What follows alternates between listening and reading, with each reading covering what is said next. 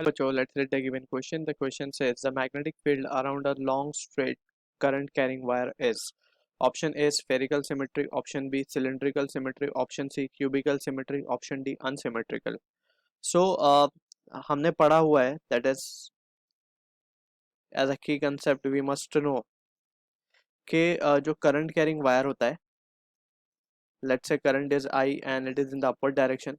So अगर हम कुछ परपेंडिकुलर डिस्टेंस लेट से आर पे अगर पॉइंट पी के ऊपर मैग्नेटिक फील्ड निकालना चाहे due to this let suppose हम मान लेते हैं कि वायर जो है इनफाइनाइट लेंथ का है, ठीक है ना.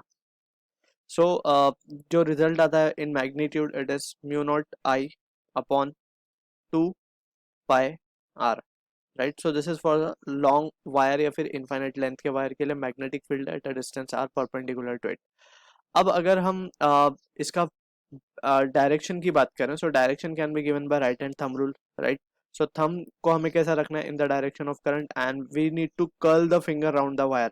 सो जब हम फिंगर कर्ल करेंगे so on the right side it will be moving inside, यानी कि मैग्नेटिक फील्ड अंदर होगी राइट साइड में और सेम डिस्टेंस पे बाहर की तरफ we can say it will be outside.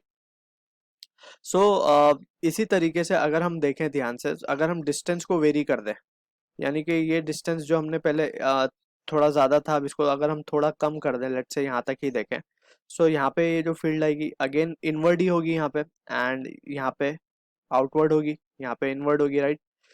Just अगर देखें तो ये this will be a concentric circle, right. ये कॉन्सेंट्रिक सर्कल बनती जाएगी और इसके अगर हर लाइन पे हम देखें, ठीक है ना, इसकी अगर हर लाइन पे हम बात करें, सो जो डिस्टेंस है यहाँ पे हम देख सकते हैं फ्रॉम द फिगर के मैग्नेटिक फील्ड जो है वेरी कर रही है डिस्टेंस के साथ, ठीक है ना. अगर डिस्टेंस कांस्टेंट हो जाएगा तो मैग्नेटिक फील्ड भी उन सारी उतने डिस्टेंस पे कांस्टेंट रहेगी, ठीक.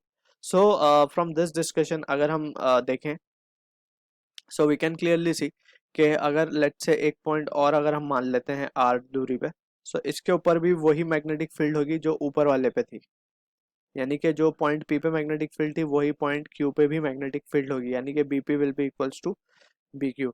अब हम अगर इस स्ट्रक्चर को देखें, सो ये कैसा स्ट्रक्चर बन रहा है, सिमेट्रिकल है, ऑलराइट, एंड साथ साथ ये सिलेंड्रिकल भी है, ठीक है. सो फ्रॉम दिस डिस्कशन हम क्या कह सकते हैं, जो हमारा ऑप्शन बी है is the answer to the question.